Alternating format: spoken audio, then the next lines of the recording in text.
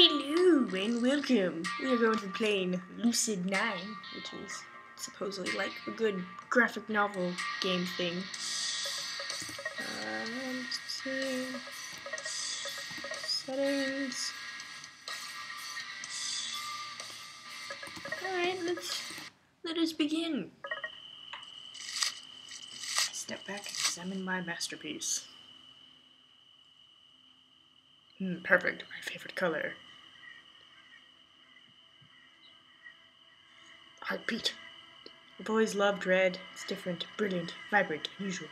A happy anomaly. Oh, did I just murder someone? Just like me. Oh, red isn't much for nature, really only shows up in autumn, and even then, it's a dreary rust or nauseating cherry. Wow. We just can't have that, not when it deserves so much more. Okay. Heartbeat. A whispering breeze filters through my thoughts. Sorry.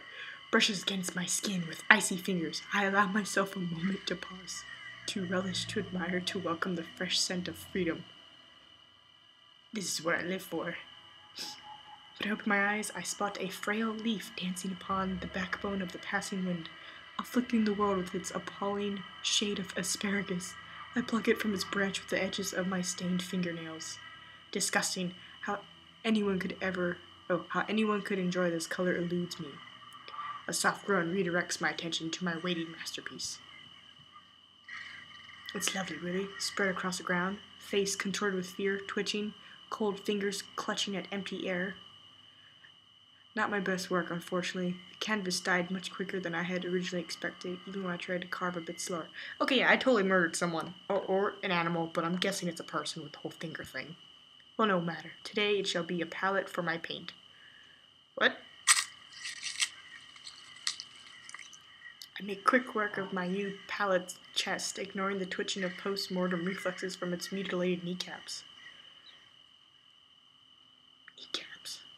The sweet color of red, true crimson, pure scarlet, slinks down its pallid abdomen, licking at the blossoming turf below. I love, vocabulary of this. I dip my finger into the settling pool of blood. It's warm, sticky like syrup, or settling gelatin. The sweet scent wafts to my nostrils. Ah, it smells of iron, of rust, of all things sharp and beautiful. Now, a new canvas. I check my surroundings, evaluating the surfaces and textures and sizes of shapes of every object in sight.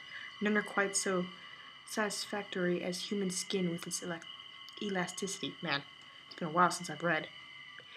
Its porous absorption, its innately warm tint, but a substitute is required, so a substitute I must find.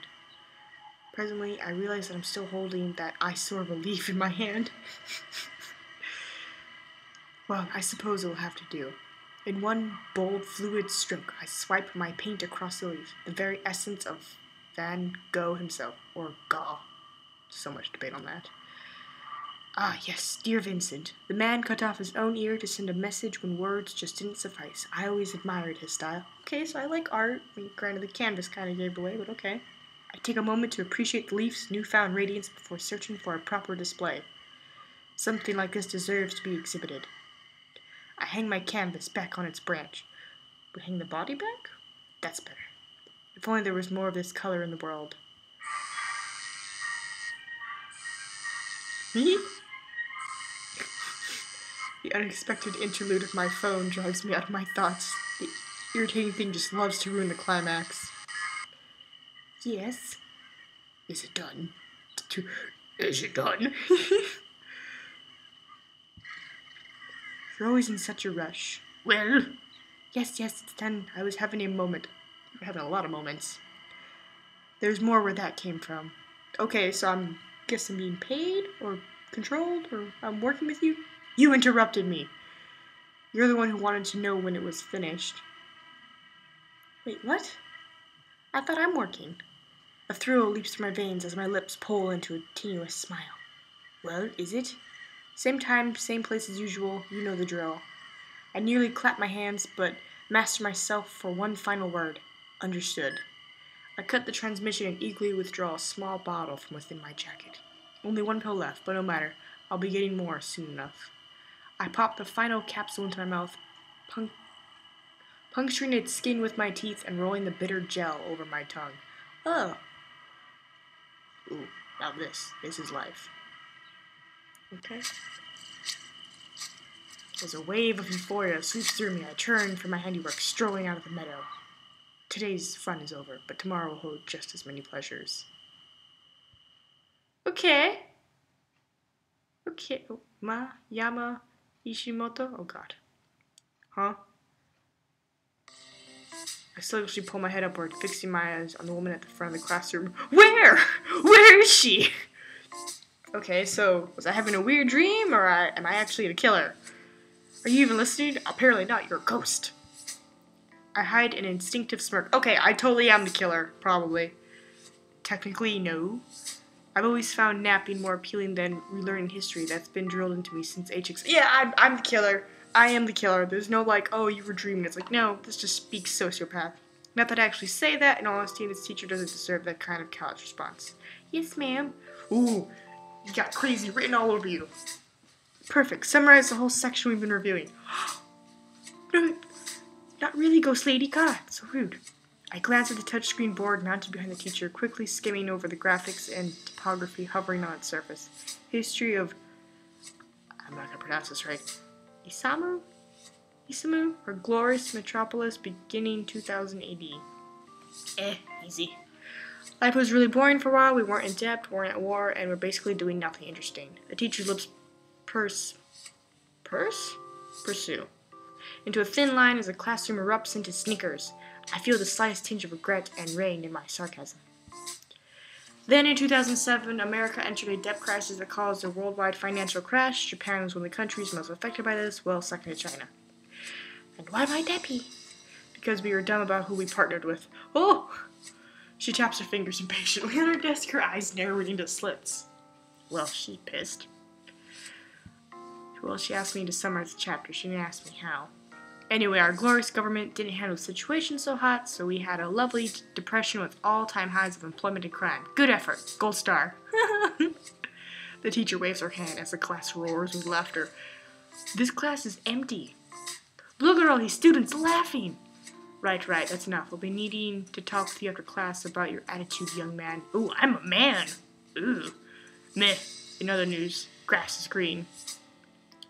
Elizabeth, perhaps you can salvage this explanation.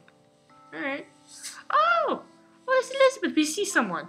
She gestures a few seats to my right where my lavender-haired classmate sits. Her spine is straight as a ruler.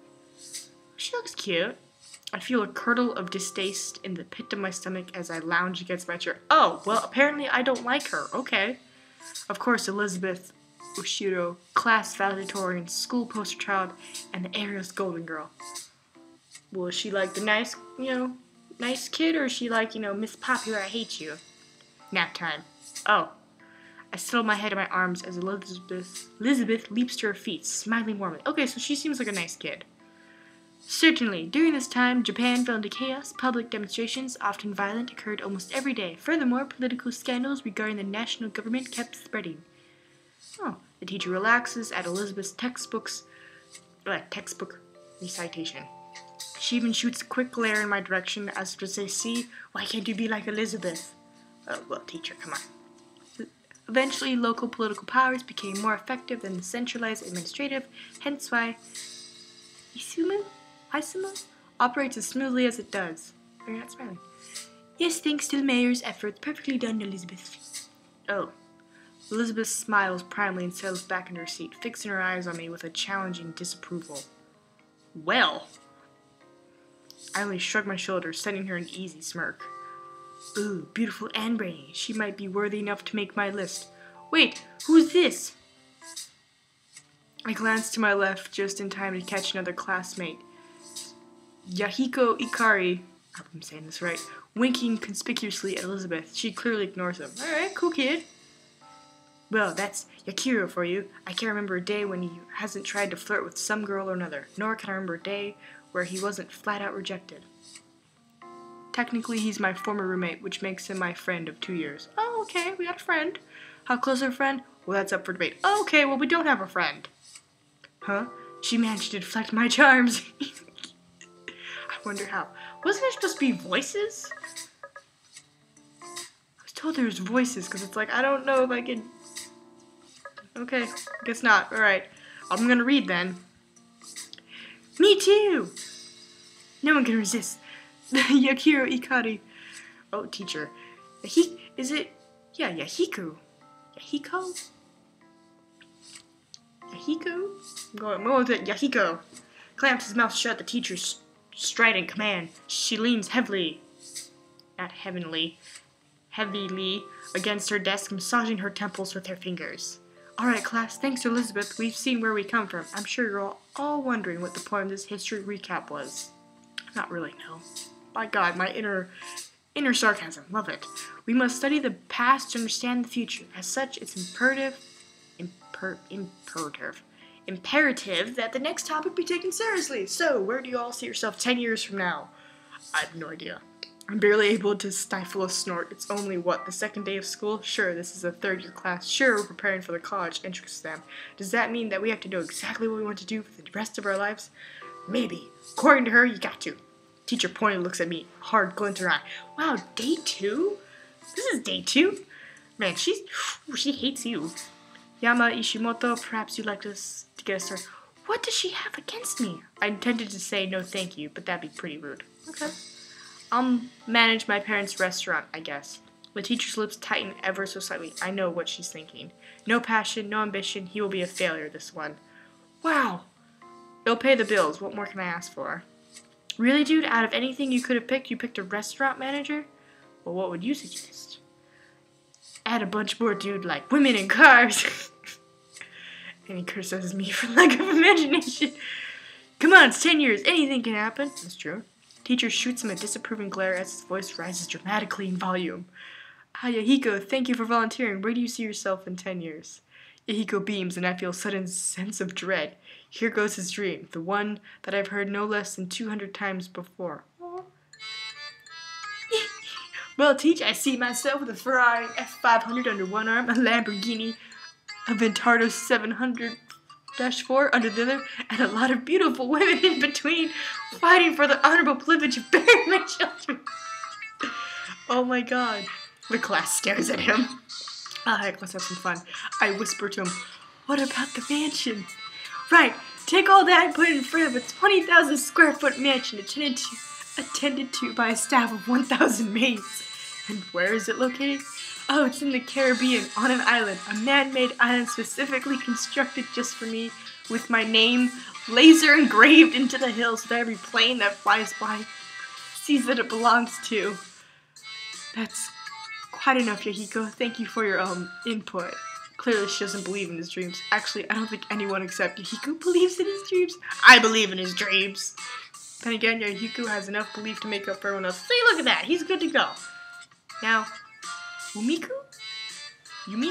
What about you? As the rest of our classmates drone on about joining some kind of mega corporation like Lemonade or Way Forward Pharmaceuticals, I lean closer to Yahiko. You forgot some things. I did? The yacht, the walk-in closet just for designer shoes, the private jet, a second mansion in Tahiti. Oh crap, I did! Hey! Fortunately for the teacher, the school bell rings before he can grab her attention. Yay! Time to go. My classmates immediately shove their belongings into their bags and bolt for the door. Meanwhile, Yahiko heads straight for the teacher's desk, eyes lit with excitement as he gabbers on and on about his yacht and his designer shoes and his private jet and his second mansion in Tahiti. A restaurant manager, huh? Oh, it's Elizabeth. Well, why was it a question mark? And then there's Elizabeth, slipping into Yahiko's now vacant seat. She shifts her backpack's weight to the desk and raises a patronizing eyebrow at me. Well, sorry for being realistic, Miss CEO of a mega corporation. Oh, well, I pissed her off. Sorry that I actually have ambition, Mr. Manager of the family restaurant. What? Should I have talked about having a mansion and cars and maids on my own personal island? You didn't even shoot for a restaurant not owned by your parents. They'll kick the bucket one day. I might as well be the one who takes over. Have some respect, will you? It's true, though. I snicker at that. Respect me. I flash her a bright, overly friendly smile. See you around, Lizzie. She fumes but forces herself to take a deep breath until her expression stills. Unfortunately... Oh, that was a pretty nice comeback, I'll give her that much. Really? Beth, still up for lunch? Oh, she looks nice. A student slides to the door with a warm smile and a wave. I recognize her as a girl who's always with Elizabeth. Don't know much else about her. Well, she looks nice. In the blink of an eye, Elizabeth's face softens into a friendly grin. I'll be right there. Yep, just in case it wasn't clear enough, her hate is directed exclusively at me. She's the queen of angels to everyone else. This is day 2, though. Why does she hate you? Particularly this girl who I'd guess is the closest thing she has to a friend. It probably is her friend. Well, Ishimoto, it's been a pleasure. I bet it has. She lifts her chin and stiffly walks out of the room, nearly bumping into a startled Yahiko on the way out, as a train of second-years, probably her groupies, pull her away. Ah! Oh my god! Computer, why? Probably her groupies pull her away. Yahiko slips next to me. Why did she talk to you? Not me, the great Yahiko Ikari. Maybe because there's a limit to how much brain cells she's willing to sacrifice for conversation. Beats me, she's been doing that for a while. Really? We were in the same class last year. Okay, so I've known her for more than 3 days. Really? Oh my god. This is weird. I was your friend for 2 years. I'm sure that would have come up at some point. Granted, apparently I'm a sociopath, so I probably didn't share much with you. I'm not surprised that he just learned about this. Me too. Well, I am and am not. Then again, to be fair, I don't talk to Iko much about my personal... Oh my god, called it! Yeah, something like that. It's not important. Hiko evaluates me for a second with an unusually stoic expression. That doesn't look stoic, but quickly shakes it off, his face melting into a grin. So what do you think about my dream earlier? This again. On second thought, maybe we should have kept talking about Elizabeth. Same as the other 200 times you told me? It hasn't been 200... Was it really? 203 to be exact. Huh? So that means you think it's amazing, right?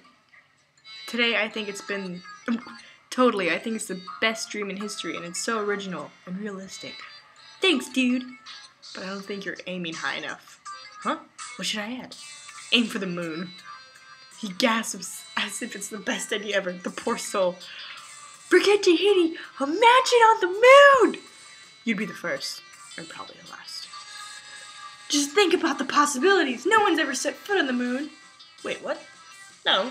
What? Imagine how famous I'll be if I build a mansion there. Neil Armstrong?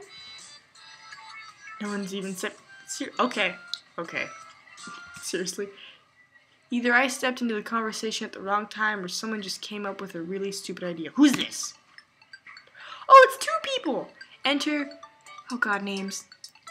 Ryu Hayata, a friend of 10 years. Oh, my friend of 10 years. Technically, she's a grade lower than me, but that doesn't stop us from hanging out. Okay, so I do have more than one friend. Alright, she's my buddy. She's stuck with me through thick and thin. She probably knows me better than I know myself. Oh, does she know I murder people? Beside her stands... Oh god. Masato Kudagai? Hardy in both build and personality. If I had to describe him in one word, I'd use fire. Easily antagonized, hard to put out, and blazes every obstacle out of his way. Afternoon, little daisies, what's going on here? I'm gonna build a vacation home on the moon. Somehow I can't say I'm surprised. I like this group of friends I have. I know, right? I'm brilliant. Think, the first man on the moon and the first man to build a mansion on it. You're so bright, you're blinding me. What have you been telling him? That a giant leap for him is a small step for mankind. She has to think about that for a moment, but I'm rewarded with a smirk. Oh, see, so we're buddies. That's cool. Clever. I know. Look, if you kids are done yapping, Yama and I gotta head to track. Oh, okay, alright. What? I didn't think Yama was joining again this year. Of course he is. This is news to me. Okay, news to everybody. Doesn't seem like a good idea considering he only went to one practice last year and ditched the rest. Wow, really? Well, he ain't ditching this year. Ain't that right, man? Ooh, he's pumped. He's fired up. Well, now that you mention it, what's that? Oh, he pissed. You guys didn't even win last year. Masato. Is it Yeah, Masato. No need to make a big deal. Masato's eyes flare with the instinctual need to prove the worthiness of track. Oh god, we're winning this year! I got a secret weapon! Really? Masato lights up at Rue's apparent interest. See, we lost last year because we didn't have good names. This year I've got a great one. He pauses for a dramatic effect. Marvelous Masa! Well, at the very least, this is a pretty good opportunity to joke around. Wow, that's fantastic! I'll call myself Speed of Light Mountain Destroyer! Oh my god. The hell? You should rename yourself to Streaking Shadow Dark Eradicator. Then we'll be unstoppable. Ain't no way I'm going with that. Yeah, he isn't great with sarcasm. Okay, good to know. I smirk at him, but before I can elaborate, the PA above us crackles to life. The club fair is officially open in the courtyard. Feel free to drop by and check out some of what your fellow students have planned. Already at just the second day, maybe the school's just making everything happen faster this year. I don't really see why. God, Isamu Imperial Boarding Academy has always done well for itself, even throughout the recession. There's no need to change things now. Hey, it's clip time. Let's go take a look. No thanks, I'd rather not be blacklisted. Whoa! What does that mean? It means that she's afraid to go with you. You'll outshine her so much that the clubs won't be interested in her. Ooh. Or is it oh? Rue glares at me. I only wink back. We shouldn't worry about that, my dear Rue. I'm sure I can use my substantial sphere of influence to get you a good spot. I'm already in club, you know. Drama club. Drama club, yeah! Oh, Ray. She's been in the drama club since last year and somehow he's still forgotten. Okay, so he's not the sharpest tool in the shed. Then what was Yama talking about? Nothing, just acting like an idiot as usual. Well, you know what they say. Like attracts like. Huh? Rue elbows me sharply in the ribs, but her lips are pulling up at the corners. They also say opposites attract. Yeah, we know which one you are. She slaps me playfully on the arm as Masato and Yahiko watch with blank stares.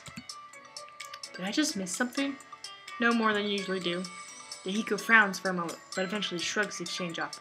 Well, I don't know about you guys, but I need to find myself a club to grace with my innumerable talents. They're innumerable, alright. So without further ado, I bid thee farewell. He turns with a flourish of his hand, but Rue calls off him. You know that we'll be there, right? Huh? Club recruitment day. All the clubs will be here, including track and drama. We'll see you there. He whisks out of the room. You're coming to man the track booth, yeah? Me? Like I'm track's poster child? In fact, I'd probably just scare away potential recruits. Don't like that. You can be a great asset, man. You just gotta believe. AKA every movie theme ever. We exchange snickers, but Masato grabs my arm. Oh jeez, really man? You coming? Surprised by his sudden intensity, I contemplate it for a moment. It doesn't take long. Sure, why not? Really? Not like I've anything else to do. Masato grins, releasing my arm. Good, I gotta go sit up, but I'm expecting you there. Hey girl, hey! He dashes out of the room after a quick wave to Rue. She smiles back and promptly turns to me. Is it Rue? Rue? Ria? Have you figured out why he wants you in track so badly? Not a clue. She hesitates for a moment and glances around the room. You know, you could join drama club instead. It could be a valid excuse for Masato. I think he just asked why I joined a different club when I joined track. When I could have joined track. But still, aw, does she have a crush on me? I think you really like it. Aw! Honestly, it sounds like it could be pretty fun. Rui seems to enjoy it. She often claims it's just like when we played make-believe as kids. Make-believe is one of the few things that I don't mind doing. But it's so much work. It's no more work than track. Besides, it could be really fun. I'll take your word for it. She rolls her eyes and shoulders her bag. Well, fine, Mr. Grumpy Pants. Some of us have club boots matched. I'm gonna get going. I'll go with you. We walk and step to the door, almost into freedom, and then the strident voice of the teacher rips through the air. Ahem! Yama Ishimoto! Surely you didn't expect to escape so easily. Why did I give the teacher a lisp? Sorry. Yes, my attitude problems. Chindurure, suddenly pleading, bail me out! Not a chance. Oh! What? Ready to build character? Oh, it's on. I have plenty of character! Come on, throw up a distraction for me. I throw in a shameless dose of puppy eyes. She only pokes my forehead, sticking her tongue out. You win some, you lose some. Just be glad it's with the teacher instead of the police. Does she know? I feel like she knows. She darts off as I call falteringly after her. Falteringly? But at least the police wouldn't bore me to tears. What was that, young man? I turned to find the teacher hovering right behind me. Whoops. Oh, nothing. Great weather we're having, huh? She doesn't seem amused at this point. At what point? It's the second day of school, unless she's referring to teaching me last year. Okay, so she knows me from last year, and that explains why she hates me. It's clear that detention is doing nothing for your toxic behavior. Oh, jeez. Yeah, well, because I can nap in detention. Oh, this is just talking. Take place on campus. Requirements will be 1 hour, 5 days a week. The mentor will need to sign off on every visit. What? The what now? Are you scheduling brainwashing sessions for me? Excuse me, you might have other ideas, young man, but civility and respect are integral cornerstones of our modern society. If it does result in scrubbing away some of that arrogance of yours, then I say good riddance. I'm shocked by this unusually passionate outburst from her. She slows her breath, shaking as she jabs a book and envelope at me. Take this, Mr. Ryoto's office. You know where it is. A tiny pinch of tension releases. Mr. Ryoto's, the mentor? Maybe this won't be so bad. I give the book a once-over. The cover is somber and 100% boring. Black letters proclaim, primates of the 21st century, 100-plus correctional technique to improve the mindset of any underdeveloped adolescent. Oh my god, that is a title. Well, gee, I'm honored. Take it. I take it. Goodbye, Yama Ishimoto. She flounces out of the classroom, clearly fed up with my shenanigans. Oh my. Wordlessly, I turn and head down the corridor. It's dark. Guess someone's a little touchy, not that I can blame her. If I had a student like me, I'd hate him too. Okay. I tromp down the stairs to the first floor and stop before a door at the edge of the hallway, bearing the sign J. Rialto? Dorm manager? I really hope I'm saying these names correctly. I rap shortly on the wood 3 times. I know rap is knock, but it's just like, you know, rapping on the wood. I can't rap. I can't. I'm not even gonna try. Mr. Rialto? What is it? Nuclear war? What? No. Oh, wow. Wow. Awesome. Meh, don't feel like opening the door for anything less important. I could open the door myself. Locked it. Don't bother. I press my ear against the door, listening keenly. There it is. Action-packed orchestral strings just barely bleeding through the wood. Faint clanging of swords and shields. Are you in a clan war, Mr. Ryota? Bah! A moment later, the door lock clicks open. I slip inside the room, holding back a smile. I'm guessing he was playing on his laptop? Office is minimalistic in its furnishings, but fairly welcoming. Warm light encompasses the rooms, highlighting the comfortable chairs arranged around a coffee table that bears a bowl of potato chips. Do you like potato chips? Fuck, now I'm hungry. Hold on. It's more like the office of a therapist rather than the office of a school dorm. What? Jiro Ryoko. Oh, it's him. Hey, Kish. Welcome to the Saturn. Have you thought about offering to appease the Dark Lord? What? Oh, brought an offering. Indeed I have. With an equally exaggerated bow, I present the book and note for my teacher. Mr. Ryoto's eyebrows scrunch in confusion. What the hell is this? I kind of got into trouble earlier for talking back. Instead of detention, the teacher's convinced that I need a more permanent solution. Like death, I can help you with that. What? She was thinking more along the lines of counseling, I believe. Okay. But what the hell is this? He shakes the book empathetically. The curriculum that the teacher recommends for, helping me.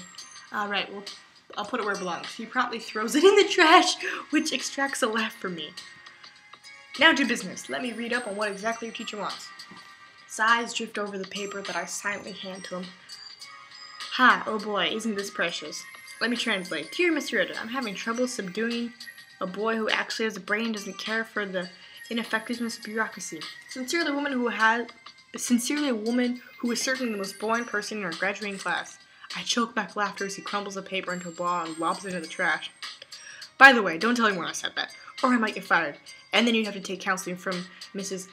Hanazawa. And then, where would we be? Consider the NDA signed. Mr. Ryota reclines easily against his chair, kicking his legs on the table. So how's the apartment? I have an apartment? Also, this teacher's pretty freaking cool. Still in one piece, mostly. Good to hear. And Phil? Who the fuck is Phil? Phil? The little houseplant, the one I placed on your shelf. Are we friends? This seems like you're a little too personal with me. Your memory sucks more than mine, kid. Oh, right. I vaguely remember Mr. Ratto forming an odd attachment to a plant when I had moved into my apartment, even to the point where he named him Phil. Why was he a teacher at my apartment? I think he died. Oh, that's a bit odd. I thought he was a fake plant. Nope, looked fake on the outside, I guess, but all real inside. A satisfied smile pulls at Mr. Ratto's lips, and I suddenly realize the metaphor. We're not talking about plants, are we? What? What's the metaphor? Your optimism is inspiring, kid. I would have thought your answer to be the contrary. What? I'm so confused. Well, people look real on the outside, but they're all fake inside? Something like that. We were talking about plants. How was I supposed to know? I agree. Well, you know now. So now that you know, is your answer the same? No. Didn't even need to think about it? It's the truth. People pretend to be genuine on the outside, but inside they're nothing. Mr. Riato evaluates me for a moment, but to my surprise, there's no judging in his gaze. Really? That looks pretty judgmental to me. You must be a real party pleaser. I'll be here all week. What made you draw such a depressing conclusion? I can tell him that his mind's on the fast track of psychoanalysis, childhood trauma, clinical depression, suicidal tendencies. Time to put that to rest, because if anything should be blamed, it should be my 100% natural disdain for humanity. Power of observation, if anything. People like to be strong, confident, independent on the outside. Peel that away, and what do you get? Their heart. Then that heart must be pretty pathetic. Did I ever say otherwise? No, I guess he didn't. Mr. Ratto eases from the topic and leans back on his chair, drawing a planner from his drawer. Well, if it were up to me, I'd say that you're just like any other surly teenager going through the first thrones of senioritis. But paperwork's been signed, and now you know how bureaucracy goes. I thought our government was supposed to be more efficient since the national changes. Ha! You assume the mayor actually does anything important. He scrawls something down on his tablet and taps the screen. My phone buzzes gently in my pocket. Your teacher recommended that we meet every day, but honestly, who has time for that? We'll just play it by ear, and you let me know if you ever get the urge to murder someone. Probably means you're due for another checkup. Does he know I kill people, or is that just like he joking? I check what he sent me, a copy of the spreadsheet that's taped outside his door, revealing his available times. Wow, how do you have this much free time? Life as a dorm manager is just as well, isn't it? Okay, dorm manager, but he looks kind of older. I'm guessing I have an apartment here, and that's why he was there? I thought you'd at least have had some kind of job. I'll let you in on a secret. The kids here don't cause much trouble, not because they're boring, because they're too prissy. They don't want to get their manicured nails dirty with things like graffiti or booze. But they do need someone to cry to when they stub a toe, and the other teachers seem to think that I fit that job description. Actually, it's more likely that they don't want to deal with hormonal brats. So instead of being a helicopter parent, I get to be a bench warmer who just nods and smiles once every few minutes. Like with me. Will you be more interesting than the rest of them, I hope? Yeah, that sounds like the academy in a nutshell. Half the people are too snobby to be fun, the other half are too lazy to care. What do you get to hear? Whining about grades, toxic relationships? Sometimes, but not always. At any rate, I can't exactly complain. Makes my job easy. Thank you for your massive contribution to society. You're absolutely welcome. They seem to equal yours. I snort. He chuckles. Yeah, this could have been really painful if I hadn't got Mr. Ryota. Well, as your loving, caring, and awe-inspiring mentor, I can hardly keep you from the beauty that is Club Recruitment Day. Oh no, I'm fine, really. Off you go, take a selfie, and send it to me. Is he my age? Is he older? That just seems like an odd thing to ask. Or I'll schedule an appointment tomorrow. That just seems odd. But you said you need to expand your opportunities, broaden your horizons, go where no man has gone before. Huh? And most importantly, you need to get out of my office so I can check my clan. That's just sad, Mr. Ryota. World domination calls. See ya. Okay? And without another word, he shoved me out and slammed the door in my face. I had no choice but to head to the school courtyard. Hey, buddy. It doesn't take much time to find Masato behind the track table, armed with I love track flags and I love track posters and I love track headbands. I get this vague feeling that he loves track. He welcomes me enthusiastically, immediately piling all admin duties on me. But true to my word, I proceed to be completely useless throughout the recruitment process. Eventually, Masato seems to give up, handing me a simple sign to wave around. I amuse myself by coming up with truly terrible pitches. Want a six-pack? Join track. Looking for health hacks? Join track. Get a knack? Join track. Ride your lack? Join track. Pick up the slack? Join track. For reasons unknown, Masato seems to love this. He grins and slaps me on the back. There you go, you just need to apply yourself, see? I'm pretty sure that those glances we're getting from the underclassmen aren't looks of admiration. Despite my obvious shortcomings, Masato hooks 4 recruits into track. Honestly, I'm pretty surprised that he got that many. A lot of the attendees of the school are the richer, lazier kids. I also noticed that he seems to be a lot easier on them than he was on me. When the club recruitment fair is done and everyone's torn down, Masato and I head to the school entrance to wait for Rue, and Yahiko. For reasons unknown, Masato is ecstatically. God damn it, English! Ecstatically. Fudge it, we're going on. Chattering about my newfound enthusiasm. You killed it today, man. Well, apparently I did. That's the kind of team spirit we need. Great, I might have just got myself into more trouble. Well, I guess I was in track for most of last year. Might as well do it again this year. Blonde girl, yeah! To him, and then I said, put geezers on a gravy stick of motherload. We could use a man with your skills. Oh my god.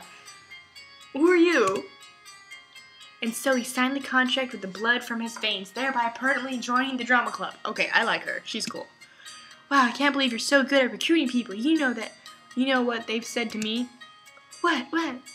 Something like, get alive. You're just in denial about reality. Well, darn my socks. Youth these days are so cynical. These two come to a halt as Masato waves Rue over. Well, looks like you guys have plans. I better leave you and you and everyone else to have a nice time together. She likes me. Rue likes me. She totally likes me. What are you talking about? It's more like babysitting duty, where I'm the babysitter and I have to make sure a bunch of kids won't, set the house on fire and stuff. You like me. You totally like me. Oh, come on. He's your best friend, isn't he? And your childhood friend?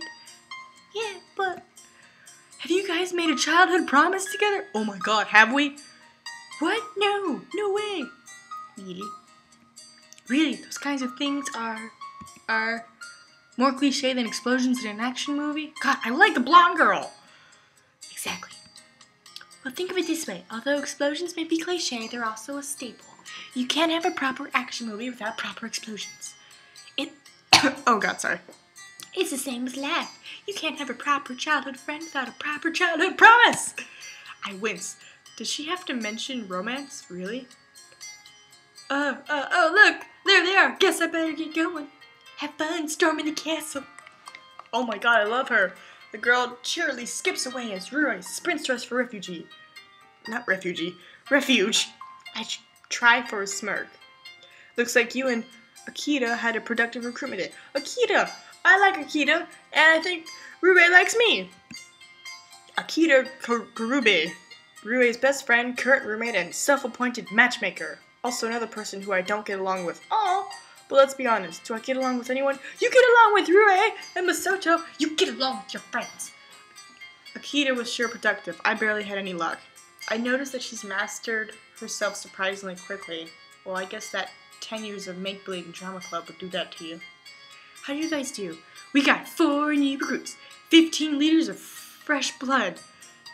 15 liters? Did you just pull that number out of your head, or is it actually legit? Real woman? Wait. Real woman? Question mark. Of course it's legit. Oh, sorry. Average weight's 55 kilograms. The average teenager has a blood volume of 7%. His or her total weight. We got ourselves 4 new recruits. Rue's eyes are already swimming as he raves on, seemingly unaware of the curious glances from the freshman who pegged him as a rough thug. Assuming no one's anemic, we got 55 times 4 in total kilometers, which is 220. Multiply that by 0.07 for the weight to body volume. Bam! 15.4! Round it down to 15 for a nice round number, and we got ourselves 15 liters of fresh blood. I think there's a reason why these people are my friends. And this is why Masato's really good at catching people off guard. No shit! I can't believe you actually calculated that. Why? It ain't no trouble. Sure sounds like trouble. Hell no, you should see what we do in Honor Society. Yes, Honor Society. Not only does he participate in it, he's the president. Okay, so I have a smart friend, I have a cool friend, and I have a spacey friend. Oh, did I not mention that he's literally good at everything? Athletics, academics, heck, probably even art. Except sarcasm. That's the one area I can trip him in. The only area. Oh, here comes the great Yahiko Ikari. Sure enough, a familiar shock of blonde hair pops around the corner. Yahiko's beaming, but I notice that he's not holding a single sign-up page in his hand. Good day to you, my pitiful peasants. You've arrived just in time to witness my brilliant plan. Technically, he was the one who came to us, but I stay silent. You see, I've decided to create my own club. A club worthy of my immeasurable greatness. In other words, he got rejected by all the other clubs. Oh boy. You're making a club? Good for you. I know, I'm going to call it the Happy Club, and it'll be comprised of minions who follow my every bidding. I think we just witnessed the creation of the shadiest club on campus. Ah! We will start by taking over the school, then Isamu, then Japan, then the entire world. Well, at least he doesn't lack ambition. And once my mansion on the moon is built, we will have dominion over the universe itself. But he does lack brains.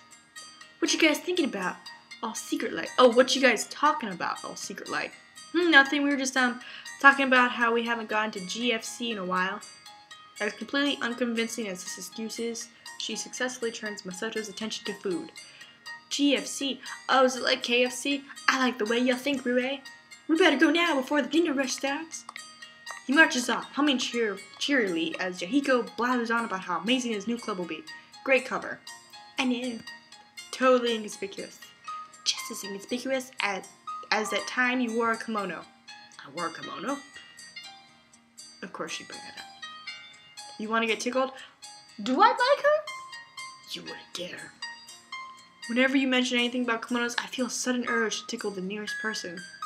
We better get going. We should follow Masato and Yahiko to GFC. Yeah. She speeds away before I even have the chance to stop her. Okay, alright.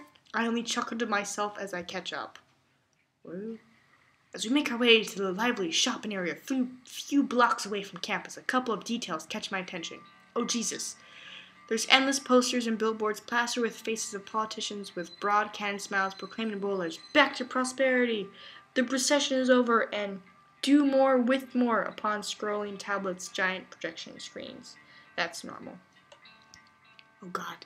There's the smoker and his buddy, the random drunkard, the group of tourists clutching electronic pamphlets titled, "Welcome to the glorious metropolis of Isamu.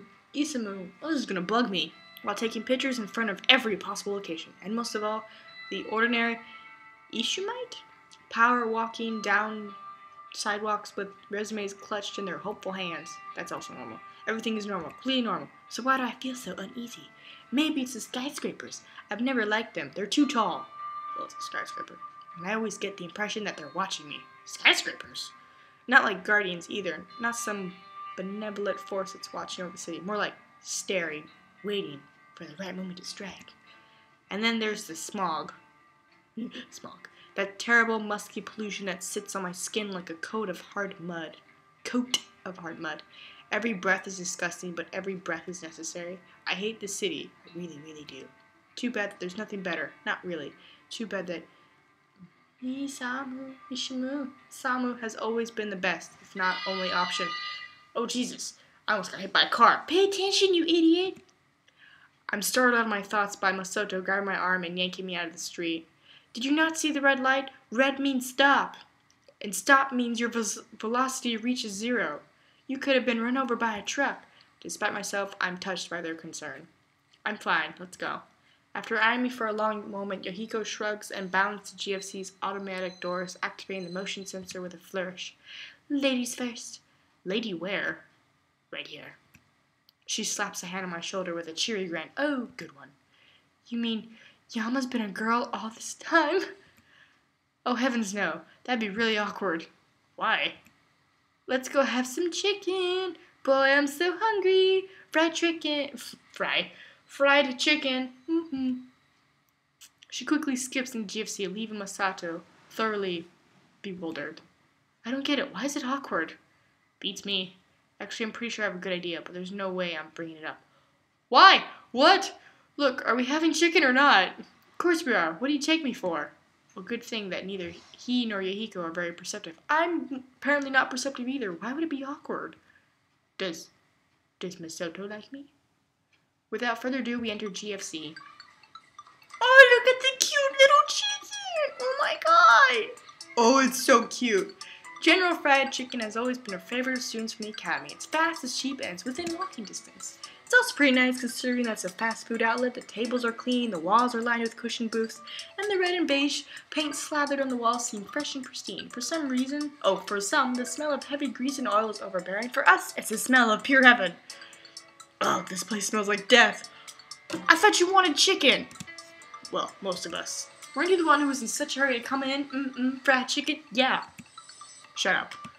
After we order and pick up our chicken, we slip into the nearest booth. Masato rifles through his wallet, a frown crossing his lips. Damn, the dough's cocky? What? I have no clue what he just said. I'm with you. What? Thankfully, no one else seems to know either. Masato is slightly startled as if he hadn't noticed that we were there. Nothing. So, how was class? The dough's cocky? I guess it was expensive? That's pretty suspicious, but we all decided to let it pass. We're nice like that. Pretty good, but I don't know anyone in my class. What? Are they giving you a hard time? What? Nothing like that. It's just, you guys are a year older, and Akita's in a different class this year. But I'm sure you'll make truckloads of friends. Yeah, you're almost as charming as me. Thanks, guys. Despite the cheer exchange, I noticed that there's a shadow in Rue's eyes. A shadow? She definitely should have a lot of friends. She's likable, warm, fun, and talented. But for reasons unknown, chooses to spend most of her time with me, a useless cynic, and Akita, an optimist with a few screws loose. I've always wanted to ask why, but a small part of me is afraid that the moment I bring it up, she'll realize it and leave.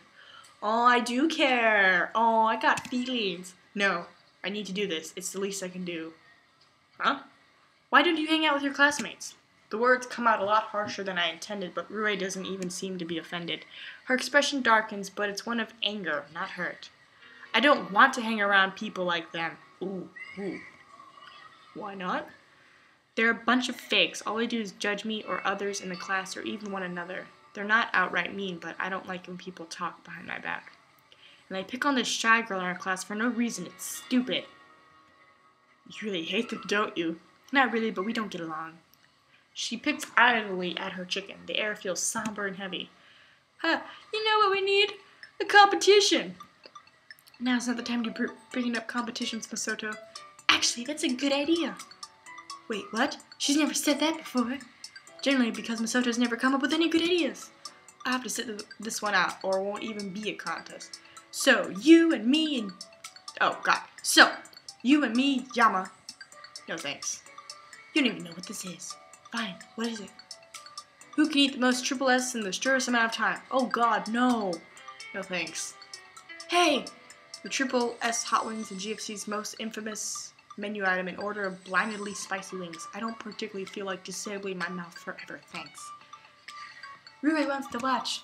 I glance at Rue. The prospect of watching a competition does seem appealing to her, probably because she can make fun of the stupidity of it all. Well, if you'll cheer up Rue. I like her! Gosh, I need some serious help. Oh, conflicting feelings. Oh, I love it. Fine, you're paying though. Never fear, the generous Yahiko Ikari shall bestow you with the necessary funds. He shells some cash to Masato, who takes it with a nod of thanks. Boy, this will be fun for me. I can't believe I'm actually doing this. Oh my god, I'm so concerned because everything is so happy-go-lucky. Why not? You mean, why wouldn't I want to participate in a competition that could potentially ruin my mouth and traumatize me forever? Yeah, exactly. This guy, sometimes I wonder if he's trying to be this, stupid. Oh yeah! Masato returns and slides 2 platters of triple S hot wings to the center of the table. Now remember, every good competition needs a good audience. Let me hear it for a team. I can't say your name. Kudugane. Ooh. Hey Rue, why aren't you cheering? Huh? Oh. I'm in character as an audience member who's cheering for Yama. Psh, you and your drama club. Fine. Give it up for Team Ishimoto! Yeah! Oh, she totally likes me. Everyone in the restaurant drops into silence. It stares at us. I elbow her in the ribs, feeling a flush creep up on my cheeks. Stop that. What? I'm a character. Sure you are. Okay, whatever. Let's get going. We lean forward, hands just a hair away from the tray as Rui looks on with an expectant smile. 3, 2, 1, go!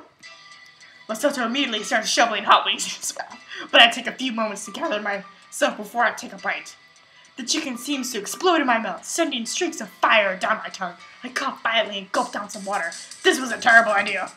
Woohoo! You must have found me, marvelous minion. Oh, everyone actually is watching. Hey, you gotta cheer for Yama, or this isn't any fun. But now that I've noticed, it's kind of embarrassing. Gee, thanks. It's not like I'm doing this for you or anything.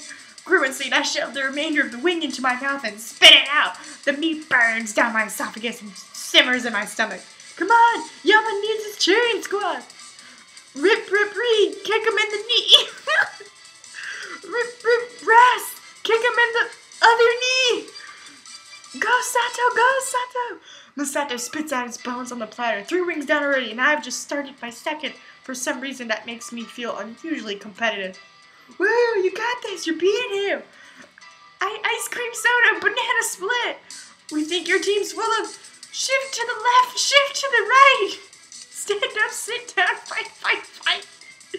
As she finishes her chant and quickly turns away to hide her embarrassment, I barely work through one more mouthful of fried chicken before giving up. There has to be another way.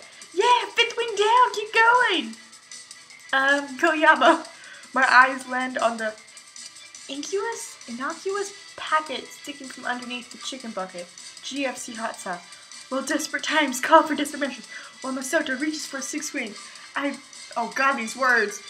Serendipitously rip the end off of the hot sauce packet and squirt it over his platter. He only smirks at me. Ha! Gonna take more than a little ketchup to win.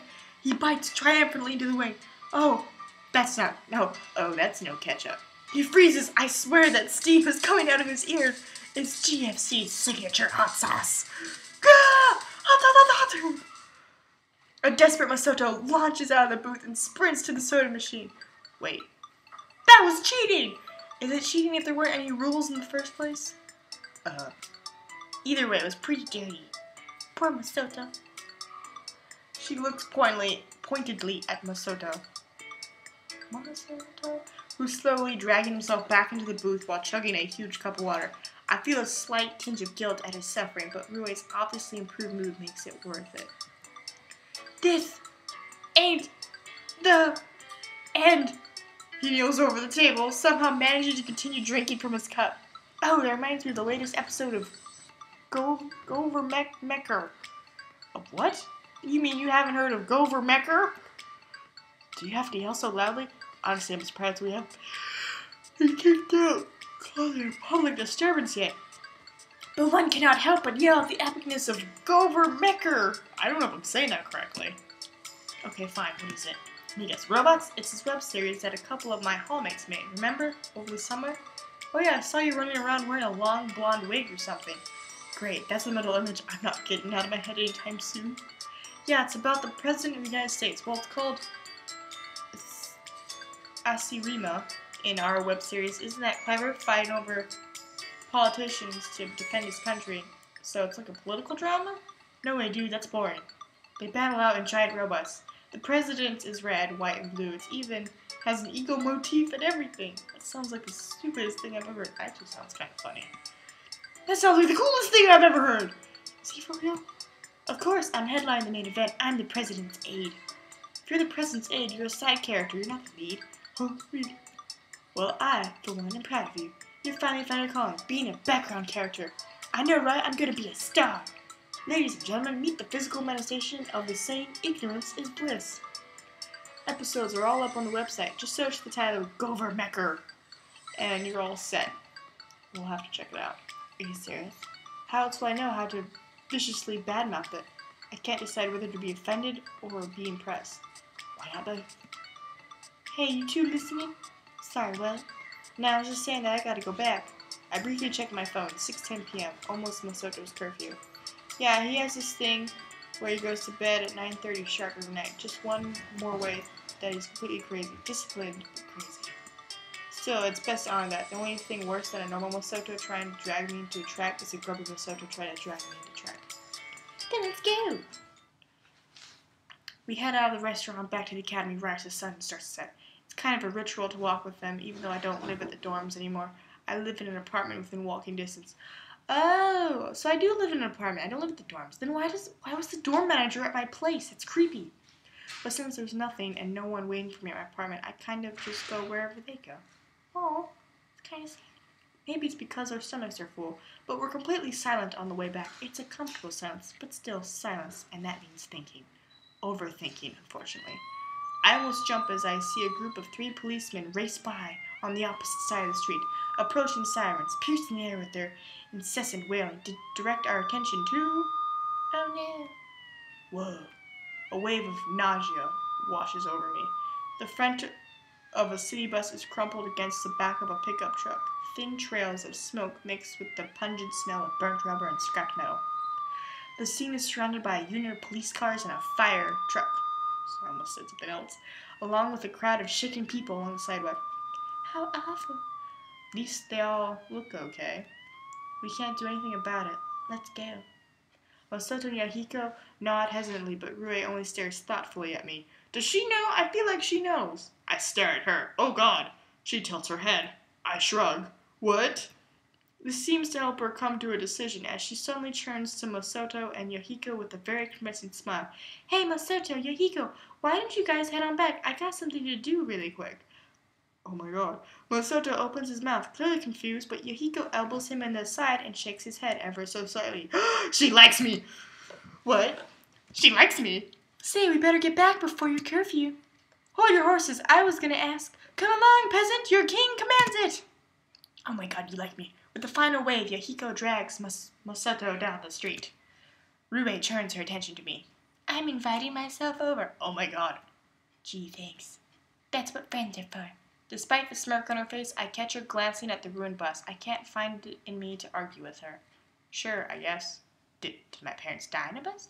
We switch our route to a different street, remaining silent as we pass by 3 more police officers. We reach... Oh God, my apartments without much difficulty. It's a pretty decent place at a low price. A lot of academy students are known to live here due to its close proximity to the campus. Do a lot of students live here? I don't know. Yeah, why? Well, what if someone sees us? I don't want them to get the wrong idea. Oh, you're thinking about it, though. I feel a little uneasy as I remove my shoes. Judging from the blush on her face, it's less that she's worried about a ruined reputation and more that she's trying to cover up certain feelings. Girl, it's so obvious. Feelings that I'm not ready to deal with. Don't worry, I'm sure they just think you're one of my guy friends. I don't even look like a boy. I only smirk at her as I flop on the sofa. This is the place I know as home sweet home. Simple furniture, random pieces of clothing here and there, and a basic kitchen crammed in the corner. Not too fancy, but not shabby in the slightest. Comfortable. Rui doesn't seem to feel the same way. She gives everything a disapproving look as she proceeds through the apartment. I'm sorry. I think this place has gotten messier. Really? It looks really clean to me. Look, there's a cute little KFC man. Or GFC. And then, I don't know who these are, but they're cute. Also, I'm guessing one of these is Finn. So sue me. Can I actually? No. Ah! She looks over me for a moment and something in her expression shifts. So, that bus. I sigh noisily and close my eyes. Can we talk about something else? Does she think I caused it? You hungry? Huh? I can make some omelets. Isn't that a breakfast food? Instead of replying, I just hear the rhythmic patter of footsteps against the carpet. In just a few minutes, there's the click-clack of a knife against the chopping board, the gentle sizzle of oil in a frying pan, and the tick-tick-tack of chopsticks whipping against a bowl of egg. A heavenly aroma rises in the air. Rue? At the lack of response, I open my eyes.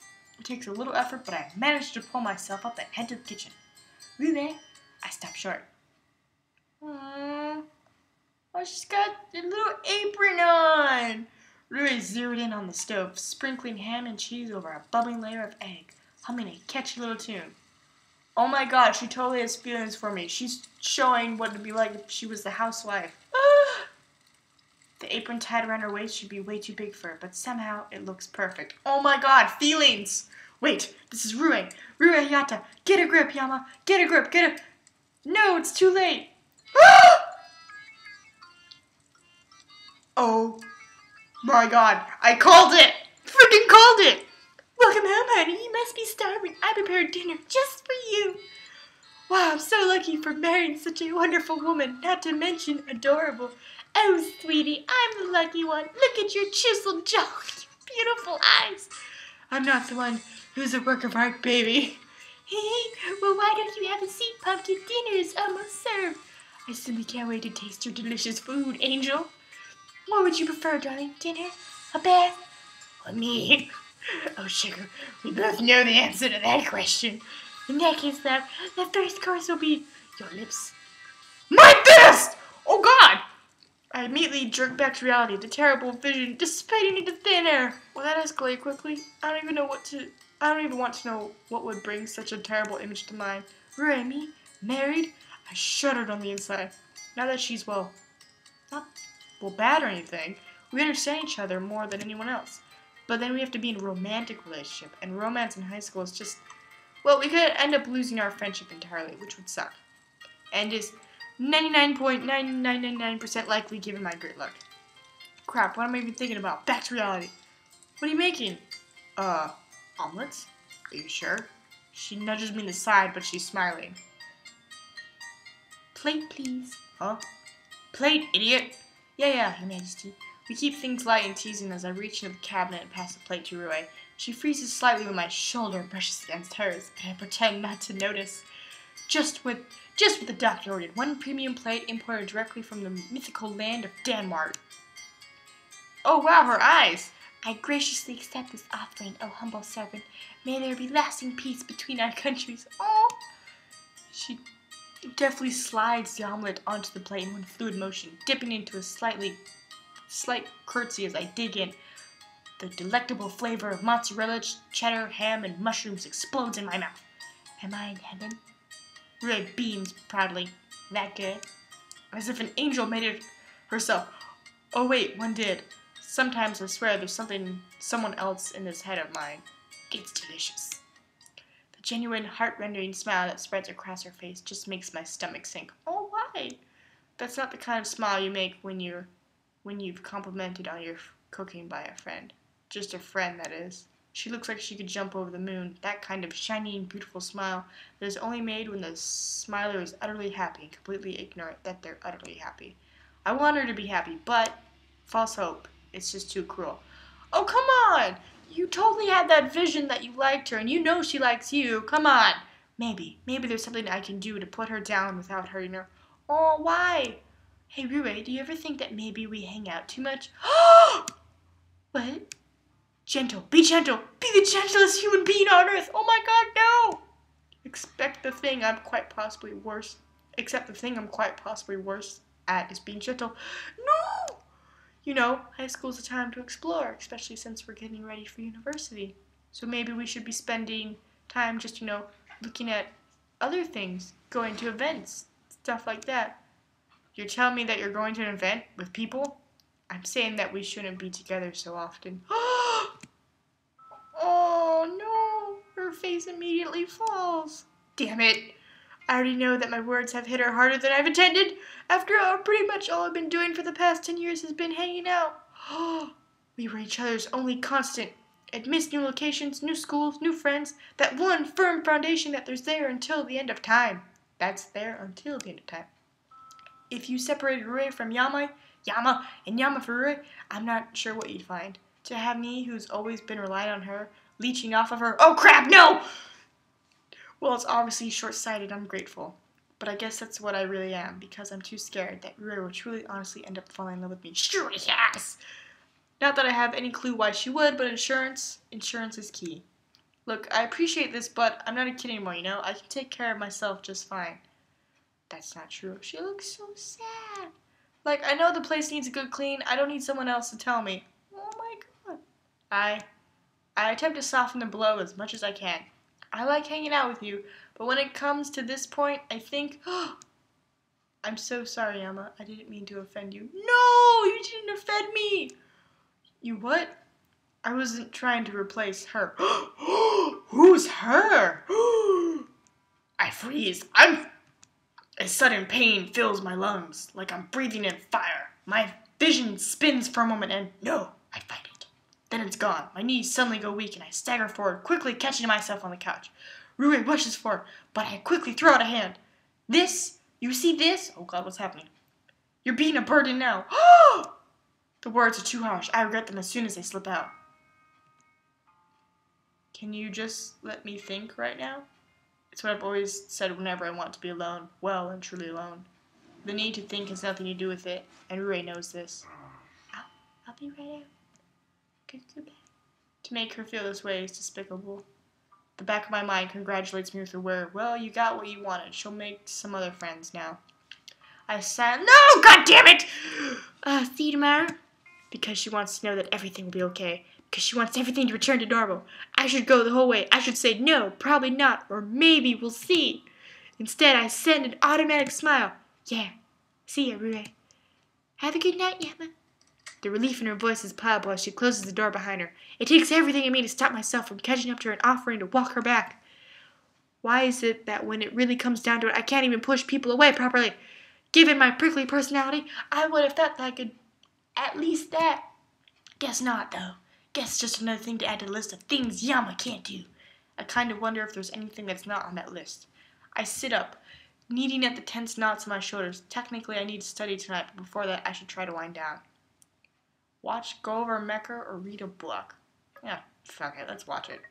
Okay, boot the computer, open the browser, Go Over Mecha, there we are. I am J. Graves, the president. Many oppose me and my choices, so I must deal with the resistance, let me know how. Go Over Mecha, mobilize! Oh God. The screen explodes in action as a teen in an oversized suit leaps off a building, landing a flashy somersault into the open palm of a giant robot. The robot lights up and strikes a pose with notably jerky moments as if animated by stop motion. The beginnings of an admittedly catchy opening song are abruptly cut short with sudden chanting. Give us AX President San. President San, sorry. We want AX President San. And suddenly President J. Graves is on the ground, his giant robot pet nowhere in sight. Strange, was that a dream sequence or just bad editing? The president turns around, the camera pans out to reveal that he's standing in a broad field of wheat, reminiscent of old samurai movies. And at the other end stands a guy in some hideous recreation of 3 different cosplays. Swirl-eyed glasses perched on the end of his nose and a flannel headband embroidered with a giant heart wrapped around his unkept parrot. What business have you with the fine country of Asirima? The guy lowers his picket sign, which is half in English, half in Japanese, and steps forward, pushing his glasses up his nose. Boku no name is... What? Otakubu. Keep it memorized. Ne, President-san? Speak English, heathen! I am no gaijin. You must have no appreciation of foreign culture. Culture! Yes. Yes, Japan! Yes, Japan anime! Yes, Japan anime manga! Yes, Japan anime manga sushi! Oh God. Yes, Japan anime manga sushi. They are the world's Ichiban. Ha! Asirima needs none of your poison. It needs righteous gatherings. It needs righteous gatherings. Hunting. Oh God. Barbecues. Country fairs and extreme sports and golf clubs. None of these weeaboo shenanigans. None of these weeaboo. Wait, aren't you Japanese? Boku wa double weeaboo, of course. What? Boku wa double weeaboo, of course. A weeaboo of American culture who are weeaboos for Japanese culture. Why, it's genius! Otakubu thrusts his picket sign up the sky. Of course it is. Our glorious Nippon genius, land of the rising sun. Approve our anime exco, President San, and no blood will be spilled. How? Over my dead body. Then over your dead body we'll have to be. Oh God. I don't know if I want to read all this. Various anime figures and throws a long rectangular pillow. Oh my God. The wheel of fate is turning. In a poorly green screen sequence, the pillow begins to transform into a giant doll in a Lolita dress with a wig of luscious purple hair pulled tight over its head. If I squint, I can see that its face is dulled with exaggerated blush, eyeliner, lipstick. It's an atrocity to the eyes. No, don't you dare hurt my Taringu. Oh God. Yes, hold him, my waifu. President Graves flails his arms in struggle, but the doll grips him tightly, an easy task considering that's roughly 3 times his height. President Graves stares into place at the towering Femme Fatale, which languidly blinks back at him with 2 looming, painted eyeballs. What sort of shenanigans is this? My waifu, the very best, like no one ever was. Move the highest level! In a sudden burst of energy, President Graves throws the doll off of him. Waifu, Mo, this is a Sirima. Oh god, a Sirima. He reaches into his oversized suit and pulls out trumpet from nowhere, playing a very attitude military reveal. They, the people, need no waifu. They need a true, oh god, Siriman hero. Captain of Siriman, mobilize! Oh my god, stop, please. The field backdrop crumbles into pieces as a teenage guy in a skin-tight wetsuit bursts into the scene, waving a pizza pan spray-painted... What? A pizza pan spray-painted red, white, and blue. Chugging behind him is the president's mech in all red, white, and blue with an ego motif glory. Still animated, awkward stop motion. For liberty and freedom of speech! Leaps in President Graves' mech, why isn't the president using it himself, and probably pulverizes the waifu into the ground. Then he suddenly stops, one fist of the mech still raised high in the air. Wait, if Sierra has freedom of speech, shouldn't Otakubu be able to hold an anime Why are you thinking? Look, school should have whipped you by now. Oh, whipped you by now. Oh, right. The casual shrug, the mech hoists Otakubu over its head, spins him around, and handle tabs and hurls him upward. Otakubu is blasting off again! He disappears with a twinkle in the distant sky. President Graves nods triumphantly, clapping the dismounting Captain Azir on the back with a steady hand. Good night, God, I don't know if I'm saying this right. Akirima? Asirima? May you sleep in peace. His phone gives a gentle thrill as the credits begin to roll. Hello? Hey, girlfriend, you need to, totally get over here. There's, this big meeting and, people want you. Thank you, assistant. Farewell. Bye-bye. The phone clicks shut. Wait, was that Yahiko's voice? He did say that he was the president's aide. I'm never going to let him live this down. Well, it's time to study. I dig through my backpack and crack open a few books. This year will probably be really intense with the entrance exam coming up and all. Might as well do a little work. It'll be more of a pain to deal with nagging teachers and the work itself. After engrossing myself for some time, I check the clock. It's 11. Good enough. Good enough. Maybe I should apologize to Ray tomorrow. You broke her heart! Indulging myself in our friendship. Let everything go back to normal. Selfish of me again, but maybe this time I should be selfish. Who was she talking about? Was it... What the fuck? What was that? What was that? Why is it so bright outside? Because it's morning. What the... Why is it already 8:30? I leap to my feet, scrambling to pull my clothes on and tear out the door. It's kind of a weird thing. I'm not even a good student. In fact, I'm pretty much every teacher's nightmare. Being in a rush to get to school isn't like me. Maybe it's because there's a difference between choosing to ditch and ditching by accident. One is your conscious decision, the other is not. Highly descriptive, I know. I'm told that my essays are a joy to read. By the time I actually enter the classroom, it's already 8:42. Teacher glances at me from his periphery, but surprisingly enough, he doesn't try to humiliate me. In fact, he doesn't make a single comment. It's as if I wasn't late at all. Elizabeth, on the other hand, is wearing a prominent glare as I slip into my seat. She keeps her mouth shut, but her face radiates with disapproval. Yiko nudges my foot and gestures frantically. Dude! His voice spits out in a hurried whisper. I lean over to hear what he has to say. What? Of all days to be late, you had to choose today? What, was there a pop quiz? There was a pop quiz? Oh my god. I'll take that as a no.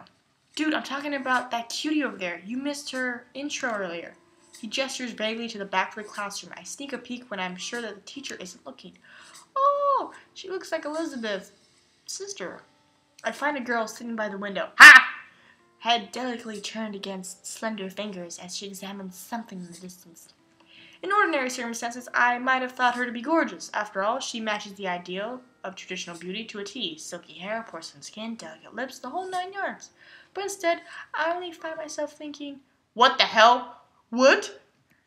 Promptly followed by who, what, when, where, why, how. Very intelligible, I know, but how else am I supposed to react when an old friend, whom I haven't seen in ages, just randomly walks back into my life?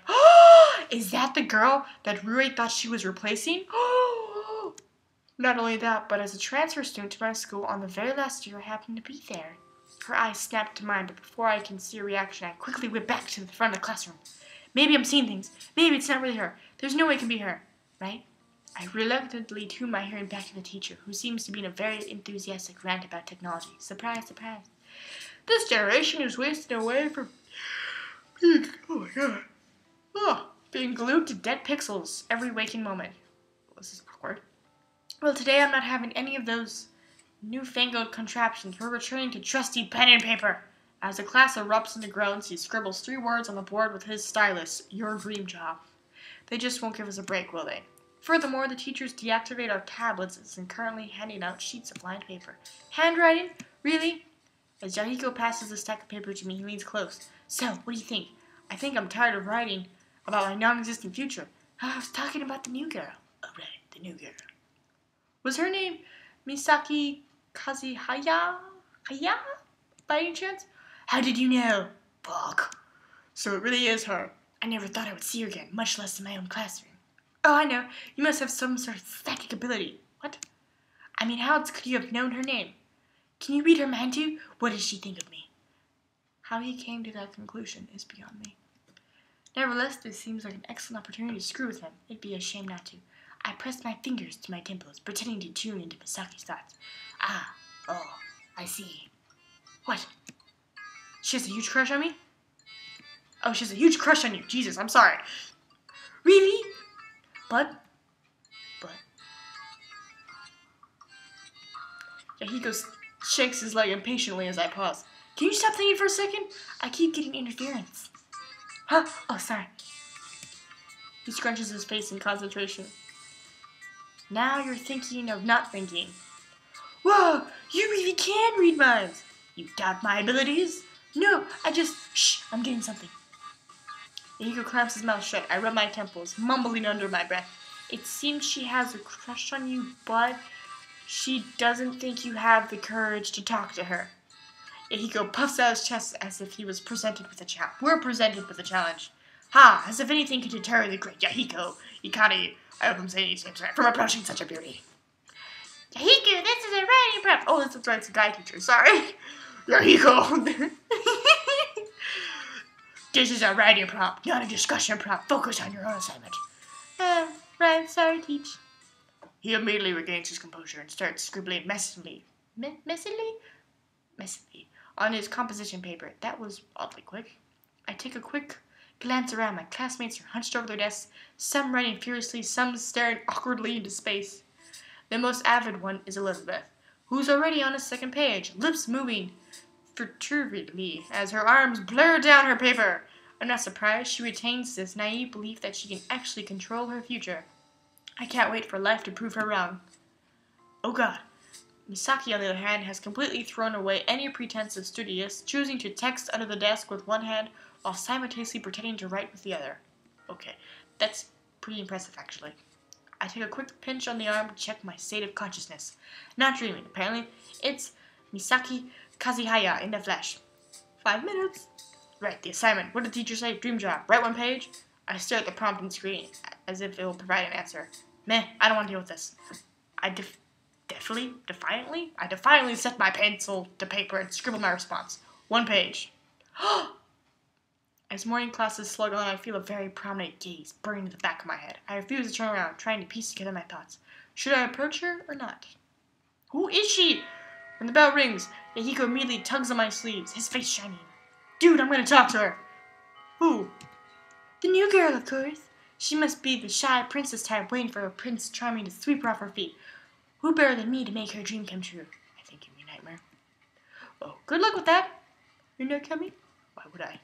Surely Yahiko Ikari wouldn't be suggesting that he needs help from me. To learn, of course. I worry for you, my man. You may end up a spinster your whole life. A spinster? You haven't snagged a single day in all the time I've known you. 2 years. Come on, Brad. Well, neither of you, but I won't mention that. Or the fact that spinsters are exclusively female. Okay. So, are you coming? I am, I guess? At the very least, this will be a chance for me to see what kind of person she's become. Yahiko swaggers over to the side of Misaki's desk, expertly raising a single eyebrow as he flips his hair out of his face. Why, hello there. I brace myself for a slap or a headlock in response. But Misaki only tilts her head quietly aside, regarding him with a single arched brow. Can I help you? The This appears to fluster Yahiko for a moment. Thankfully, he's not the school's best Casanova for nothing, which honestly really tells you something about the quality of our Casanovas. Actually, yes. Do you have a map? Because before you can even finish the sentence, Masaki's fingers whip around her phone with ease of long practice. In 3 seconds flat, she's pulled a campus map onto her screen and shoved it in front of his face. Here. Where in particular are you looking for? Wait. Oh, are you also a transfer student? What? That certainly would make much more sense. I was just thinking it's a little strange that a student would be asking me for directions since I just transferred here. But I should have realized you must feel the instant connection of a fellow transfer student. When did you come here? Wait, this is a big misunderstanding. I'm trying to hit on you. Oh, I see. 7 out of 10. Huh? I read your approach. You didn't even introduce yourself. You're right. How careless of me. I'm the one and only Yahiko Hikari. Surely you've heard of me. I highly doubt that. You wouldn't by any chance happen to be the Yahiko Hikari from Gover Mecker. Oh my god. The president's aide? That Yahiko Hikari? Yahiko's chest practically doubles in size. Wait, what? Indeed I am. Are you by any chance a fan? The biggest! Oh my god. I really enjoy the political satire and the music is just amazing. Have we been watching the same show? Did you know that our patter tag is one of the top trending? And Isamu Times has listed as a viral phenomena? Viral for what reasons? Well, that must be a different story. Congrats! I was sure that it would become a big hit. But of course, even the stars themselves are no match for Nikai. Or the moon. Oh yeah, guess what my next dream is? Is it to build a vacation home on the moon? Yes, a vacation home! I wonder what would happen if you jumped on a trampoline on the moon. How high could you go? I don't know, but I'm definitely going to test it. Yahiko and Misaki are new besties, apparently, which is nothing short of absolutely terrifying. Meanwhile, I'm being completely ignored. Maybe she doesn't recognize me. Hey, Miki. She tilts her head in my direction, eyes bright. Hi, do I know you? Wait, what? She doesn't remember? Come to think of it, she hadn't spared me a single word or even a glance. She doesn't... How could she not... It's Yama Ishimoto? He's my minion. I'm sorry, I don't think we've met. Oh, you've got to be kidding. Childhood friend, 4 years back, you, me, and Rue, we all hung out together? What? Total blankness. She honestly forgot. Words start pouring out of my mouth as I frantically search for something to get a reaction out of her. We all lived in Seto, small town, 3 hour drives away. Yes, no? I'm sorry, I don't think... We all played together. We were inseparable. We met at that festival, the one with the lanterns. Misaki's expression gradually turns from polite to more and more skeptical. Of all the ways I imagined we'd reunite, this was definitely not at the top of the list. Do you really not remember? I'm really very sorry. This can't be it. Rue and I bawled our eyes out after she left. We hovered by the phone for hours, waiting for a single call. When nothing came, we resorted to hovering by the mailbox in the vain hopes that we received some snail mail. Is she saying that during that time, that 1 month, which turned into 6, which turned into 1 year, which turned into 4 years, she just forgotten us? How could that be possible? Unless... By any chance, you haven't gotten into a tragic car accident or ended up with amnesia, have you? That's why you haven't called, not in 4 years. She backs away slowly, eyeing me like I'm an insane sociopath. Okay, this is bad. This is really bad. I wore a kimono! You really don't remember? She stops at that, a flash of recognition catching her eyes. Got her. I wore a goodbye kitty kimono and ran around calling you a tooth fairy. You did? On second thought, I really should have talked to her with no one else in the room. All the other students are still in the room. I was a kid, but you wore a kimono and called her the tooth fairy? Well, yeah, but about time you admitted it, Yama. You sneaky bitch! I'm struck speechless as the situation begins to dawn me. You know who I am? No, you. How could I not? It's only been 4 years. Then you were faking it, of course. Why were you pretending not to notice me earlier? I knew you recognized me. Well, it's not every day you see an old friend who just decided to disappear one day. She stops at a flicker of irritation, crossing her eyes at my cutting tone. It's not like I wanted to leave Seto, Yama. So why did you? My mother didn't leave me much of a choice. You mean Satomi? She nods. You could have at least told us you were moving. I couldn't. Why? I wait for an elaboration, but it never comes. That's it. You just couldn't tell us. Why not? Do you mind if we can talk about it later, Yama? I'm not very comfortable discussing it in class. I open my mouth to object, but something about Misaki's expression prevents me from pursuing the issue further. She does look kind of sad. She generally seems distraught. Yes, she does. Wait. Yama wore a goodbye kitty kimono and called Misaki the Tooth Fairy. Luckily, Yahiko managed to change the subject. I decided to play along for the time being. I was a little kid, dang it. I hear excuses, all excuses. It's not an excuse. There's a legitimate explanation. I somehow fell and got my yukata dirty, and it was at the festival, and we weren't very close to home, and Miki had an extra kimono. A goodbye kitty kimono. Yes. Bwahaha. Bwahaha. Somehow having Yahiko mock me just makes the entire thing 10 times worse. I cast a half-pleading, half-indignant glare at Misaki, who only shrugs in response. It isn't my fault you enjoy cross-dressing. Ah! Misaki! I don't! If only I had a patter at the time, I would have taken a photo. Oh, is that what the cell phones are called? Wait, so what's this patter you keep mentioning? Judging by the reactions I'm getting, I've just committed a huge faux pas. Wait, you don't know what patter is? Where have you been living your whole life? Under a rock? Well, technically, that's what my name would imply. What, is it like the Secret Service database or something? Far more important, it's the most popular social networking website in today's society. I really question your priorities. Through Patter, you share posts with 90 characters or less. That's like really small, that's less than Twitter. It allows you to spread important news, demonstrate your support, provide instant feedback to questions, or just blog about your day. 90 characters! Clover Mecker just got big because of Patter. As for me, I like to give updates on the progress of my day. Okay, fine, but does anybody actually care? A sudden, deathly chill pervades the room. My second major faux pas of the day, apparently. People care. Are you sure? Because the way I see it, tapping 2 buttons doesn't exactly make you... They care! They care, damn it! Don't say nothing different till you pat yourself! Huh? That's funny. Don't say nothing. Intense Misaki... Wait, what? But the conversation grinds to a halt when Misaki's phone trills in her hand. She immediately regains her composure. Kazaya Haya speaking, yes, understood, I'll be there in 5 minutes. Ooh, assassin? She cuts the call and shoves her phone back in her pocket, looking me square in the eye.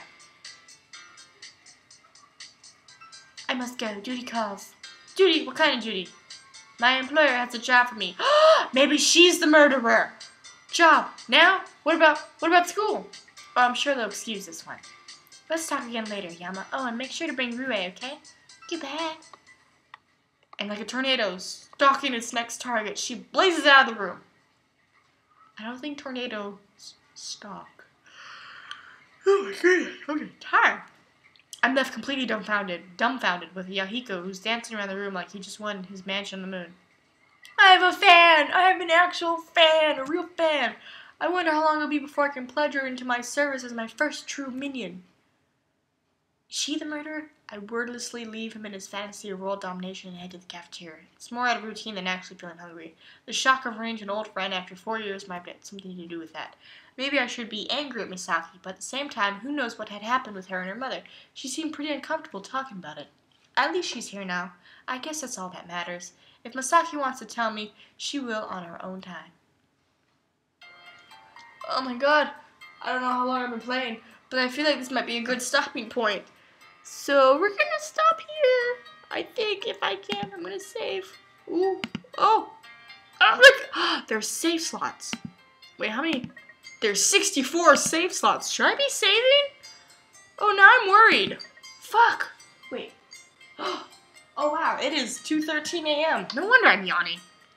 So we're gonna stop here, cause you know this is really interesting. Cause it's like I think I'm the murderer from the beginning, unless it's Misaki, cause she like got that call and she was like understood and all that stuff, and she's really good at faking. So I'm either the killer or it's either Misaki, and I'm guessing that was probably the girl that Rue was talking about. But what was with the bus crash? That seemed odd. Did my parents die in a crash? So many questions. So many questions. Until next time, bye-bye!